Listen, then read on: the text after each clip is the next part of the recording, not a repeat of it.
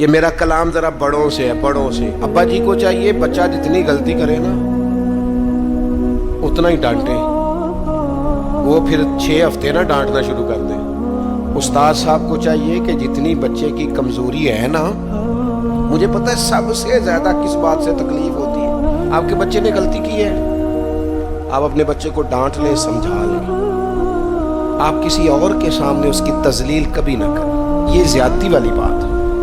آپ اسے رسوا نہ کریں، بتائیں کسی ایسے شخص کو جس سے آپ کو امید ہے کہ آپ کو مشورہ دے گا یا اسے سمجھائے گا، لیکن گلی گلی کھڑے ہو کے اپنے آپ کو مظلوم ثابت کرنے کے لیے اس کی توہین نہ کریں، یہ انداز درست نہیں ہے۔ اس سے بچوں کی انسلٹ ہوتی ہے، وہ کمزور پڑ جاتے ہیں۔ ہر جگہ رونا رونا میرے بچے اچھے نہیں، میں بڑا پریشان، کیا بات کر رہے ہیں آپ؟ یہ بچہ تو آپ کی کمائی ہے، اساس ہے، حسن ہے، نسل ہے، اصل ہے، اور اس قدر زیادہ تکلیف دینا، جگہ جگہ شکایتیں، جگہ جگہ باتیں۔ ہمارے بچے ہمارے ہیں نا، تو ان کی عزت کس کی ہے؟ کیوں ہم گلی گلی اپنے بچوں کی رسوائی کرتے ہیں؟ کیوں کمزوریاں؟ اور جن کو ہم خیر خواہ سمجھ کے بتا رہے ہوتے ہیں نا، وہ آگے جا کے مزے لے لے کے بتاتے ہیں، تو نقصان کس کا ہوا؟ ہمارا، ہمارے قبیلے کا، ہمارے گھر کا۔ یہ دیکھیے ذرا، حضرت عمر رضی اللہ تعالیٰ عنہ مزاج کے لحاظ سے سخت ہیں۔ ایک نوجوان آیا، اس نے آ کے رونا۔ یہ پہلو آپ نے ضرور یاد رکھنا ہے میرے سیدنا فاروق اعظم کا، ہمارے امام، ہمارے قائد، ہمارے لیڈر، رہنما، مقتدا حضرت فاروق اعظم رضی اللہ۔ یہ انداز ضرور یاد رکھیے گا۔ حضرت عمر فاروق کا یہ طبقات ابن سعد میں موجود ہے۔ نوجوان آیا اور آ کے رو ہی پڑا۔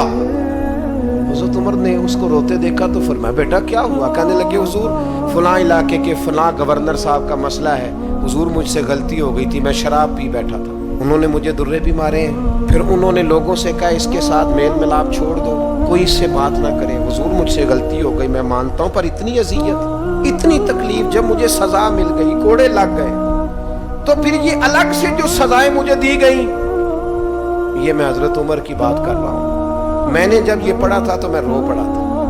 حضرت فاروق اعظم نے اس نوجوان کی بات سنی، سنو میں کیا کہہ رہا ہوں، اس گناہگار کی بات سنی، اس گناہگار کی بات سنی تو حضرت عمر رو پڑے اور فرمایا، بلاؤ نا ان گورنر صاحب کو۔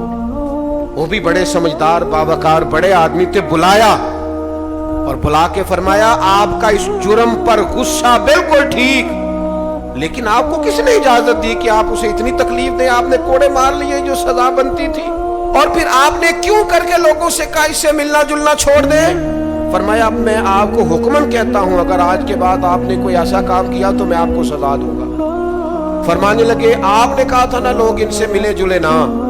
فرمایا، اب آپ ہی لوگوں سے کہیں ان سے ملاقات شروع کریں۔ جب انہوں نے توبہ کر لی، اپنا گناہ مان لیا، جب اقرار کر لیا، معافی مانگ لی، اب سزا کا کیا معنی ہوا؟